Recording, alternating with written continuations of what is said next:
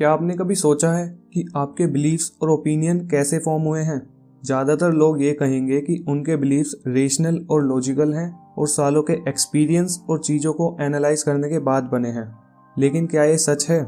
In reality हम सभी लोग वेरिंग डिग्री में एक साइकोलॉजिकल फिनोमिना कंफर्मेशन बायस के शिकार हैं, जो हमारी थिंकिंग और हमारी कॉग्निटिव एबिलिटीज़ का सबसे बड़ा दुश्मन है और जिसकी वजह से हम अनकॉन्शियसली रॉन्ग बिलीफ्स फॉर्म कर लेते हैं और अपना समय और एनर्जी वेस्ट करते रहते हैं। कंफर्मेशन बायस हमारी थिंकिंग, हमारे डिसीजंस और हमारे रिलेशंस को भी डैमेज करता है।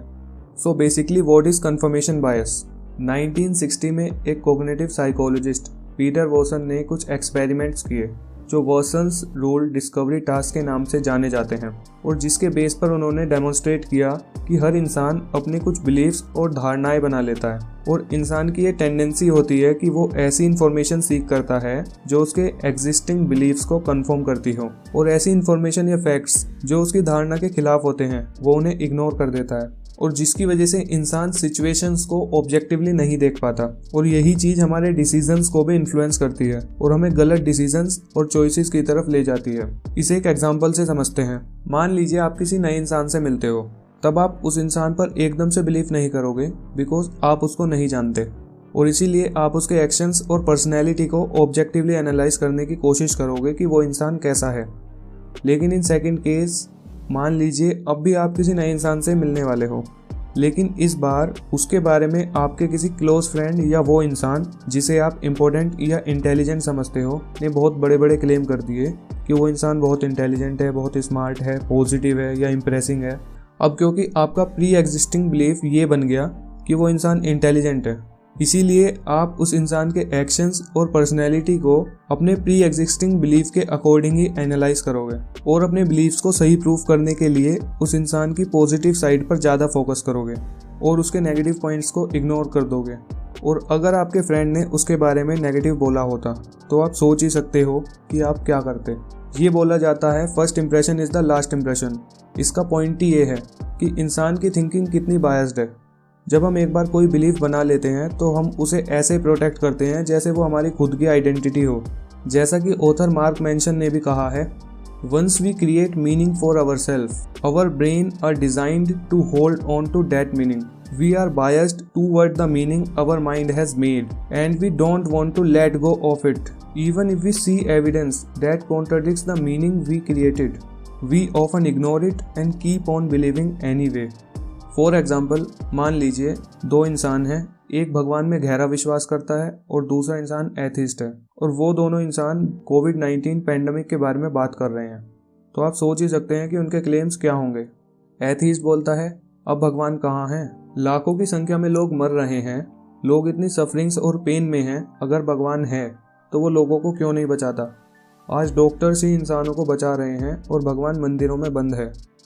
और ये बात बोलकर वो अपने प्री एग्जिस्टिंग बिलीफ को कंफर्म कर रहा है कि भगवान नहीं है। वहीं थीस्ट क्या बोलता है? ये पैंडेमिक हमारे भगवान में बिलीफ का टेस्ट है कि हमारा बिलीफ कितना स्ट्रॉन्ग है। आज हमारे डॉक्टर्स और हमारा मेडिकल साइंस चाहकर भी लोगों को नहीं बचा पा रहा है और जो लोग इस पैंडेमिक में भी बच गए हैं तो समझ लो उन पर भगवान की बहुत कृपा है। अब आपको क्या लगता है, दोनों में से कौन सही है? दोनों ही इंसानों की थिंकिंग में कंफर्मेशन बायस साफ दिख रहा है। दोनों ही इंसान अपनी प्री एग्जिस्टिंग बिलीफ के अकॉर्डिंग इन्फॉर्मेशन को मैनिपुलेट करके एक्सेप्ट कर रहे हैं और अपोजिट इन्फॉर्मेशन को इग्नोर कर रहे हैं और अपने बिलीफ्स को सही प्रूफ कर रहे हैं। और ये हमारी डेली लाइफ में भी होता है, जिसकी वजह से बहुत सारे रिश्ते, पार्टनरशिप और फ्रेंडशिप ख़त्म हो जाती हैं। फॉर एग्जाम्पल, मान लीजिए आप मेरे एक फ्रेंड हैं और मुझे किसी तरह ये लगने लगा कि आप मुझे पसंद नहीं करते। अब जब हमारी बातें हुई तो कंफर्मेशन बायस की वजह से मैं उस इंटरेक्शन में से ऐसे ऐसे पॉइंट खोज निकालूंगा जो मेरे इस बिलीफ को कंफर्म करते हैं कि आप मुझे पसंद नहीं करते। जैसे कि मान लीजिए आप किसी वजह से मेरी कॉल नहीं उठा पाए या आपका किसी समय पर मूड ख़राब था और इसी वजह से आप मुझसे सही तरीके से बात नहीं कर पाए, तो मुझे ऐसा लगेगा कि आप मुझे इग्नोर कर रहे हो और आप मुझसे बात ही नहीं करना चाहते। और जैसे जैसे मेरा ये बिलीफ स्ट्रॉन्ग होगा तो मेरा बिहेवियर भी चेंज होने लगेगा, जिससे मैं आपसे पहले की तरह बात नहीं करूँगा और ये देखकर धीरे धीरे आपको भी लगेगा कि मैं भी आपको पसंद नहीं करता और इसी वजह से आपका बिहेवियर भी बदल जाएगा और आपका बदला हुआ बिहेवियर मेरे कंफर्मेशन बायस को और स्ट्रॉन्ग कर देगा और ये साइकिल चलती रहेगी और जल्दी ही हमारी फ्रेंडशिप खत्म हो जाएगी। और अगर नहीं भी होती है तो पहले जैसी नहीं रहेगी। ये सिर्फ फ्रेंडशिप में ही नहीं, बिजनेस पार्टनरशिप में, रिलेशनशिप्स में, बॉस एम्प्लॉय रिलेशंस में, सभी जगह काम करता है। इन पॉलिटिक्स में अंधभक्त टर्म तो आपने सुनी ही होगी, ये भी कंफर्मेशन बायस का एग्जाम्पल है।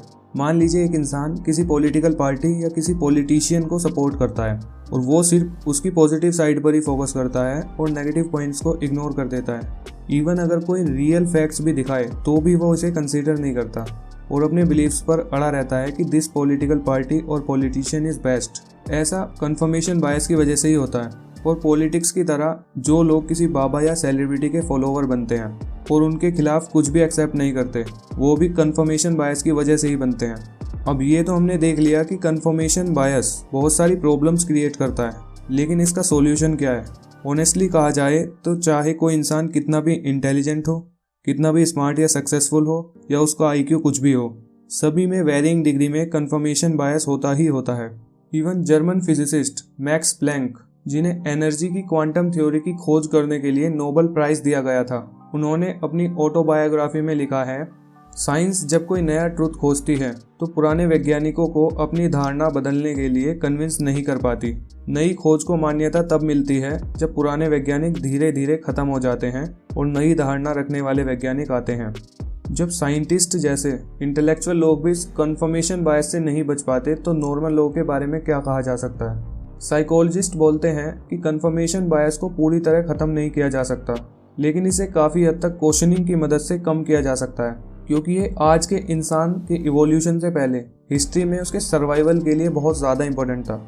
इन हिस्ट्री जब इंसान जंगल में रहता था, मान लीजिए एक इंसान को कुछ एक्सपीरियंसेस की वजह से ये बिलीफ हो गया कि भालू डेंजरस है और उसका सामना किसी भालू से हो जाता है, तो क्या वो एक बार बैठकर एनालाइज करेगा कि मेरा बिलीफ सही है या गलत है, क्या भालू सही में डेंजरस है?